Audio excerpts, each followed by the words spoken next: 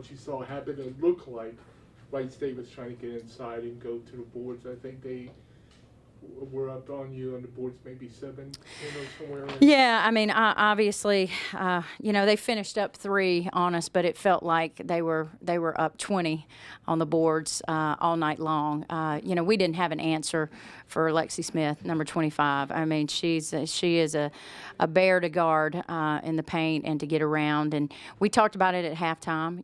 She used her strength extremely well, which was her size and her body, and then we didn't use our athleticism and our agility to get around her. Once she goes in and buries you in the paint, there's really no getting around her. And so you have to do the work early, and that should be an advantage of ours. As we're not going to be the strongest or the biggest, but we are extremely long. We're extremely athletic and very agile, and so the fact that we were allowing her just to bury us in the paint and standing behind, she's going to score on us all night long if we did that. And that's pretty much what we did. And we tried to make an adjustment, but just didn't have a lot of success. But I really thought that the difference in the game was really the first quarter, when they came out and just kind of punched us in the mouth and got up and really got aggressive with us defensively, frustrated us on offense, and we let that carry over into the defensive end. We let our frustrations on the offensive end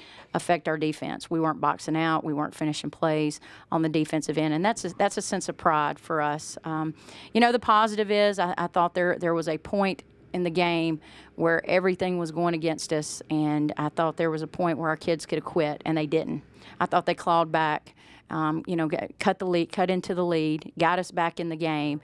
And then, obviously they're a well-coached basketball team, and she made a smart move, and she went to zone, and they stayed in it. And we struggled with that tonight. I think it's something that we'll be able to be effective against, but we just weren't able to knock down the open looks. And we got the looks we wanted to get. We just weren't able to knock those looks down tonight. Their aggressiveness in the first half, did it surprise you, your team's reaction to it? It didn't surprise me that they came out and they were aggressive. It surprised me a little bit, actually a lot, that it affected us that much, because that's what we're built for. That's what our offense is built for. When teams get up and pressure us, we are athletic, we are strong, and we should be going to the rim and either scoring or getting to the free throw line.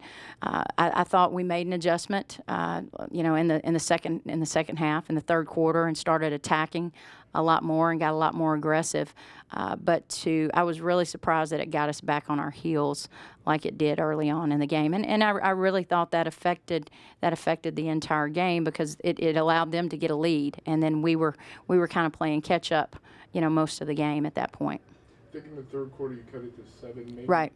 What did you see happening to allow it to get to 7? And then how did they pull it back out? Simple. We were getting stops on the defensive end. We were finishing.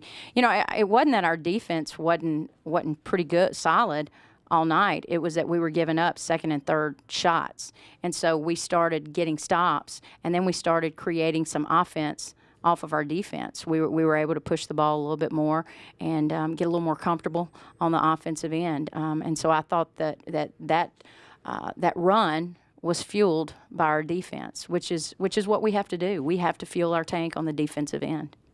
How about your offense? I think Wilkinson and Harris again performed pretty well.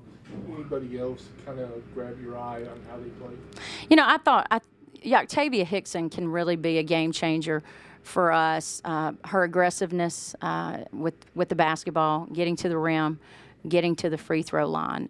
We just have to consistently do it. One of the frustration points offensively for me was that once they got up and really challenged us and got after us, we stopped thinking and we stopped running, especially in the first half. We stopped running our stuff in the first half. We had people in the wrong place. We weren't running our plays. And so that was a little bit of a surprise to me. First game.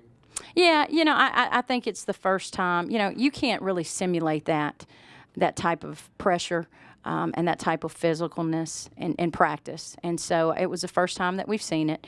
We'll learn from it and we'll grow from it. That we'll take this game and use it as feedback, and we'll let it make us stronger and better. You know, I can't wait to get back in the gym with them tomorrow and start working on all the things that we could have done better tonight. But I was proud of their heart. I was proud of their fight. I think they stayed together, and that's going to be what we're going to be about. You know, we're going to play with heart, we're going to play with pride, and we're going to play really hard on both ends of the floor. But we're going to fuel our tank, so to speak, on the defensive end. Now you got to turn right around for Monday. What's going through your mind about what you got to get ready before Monday?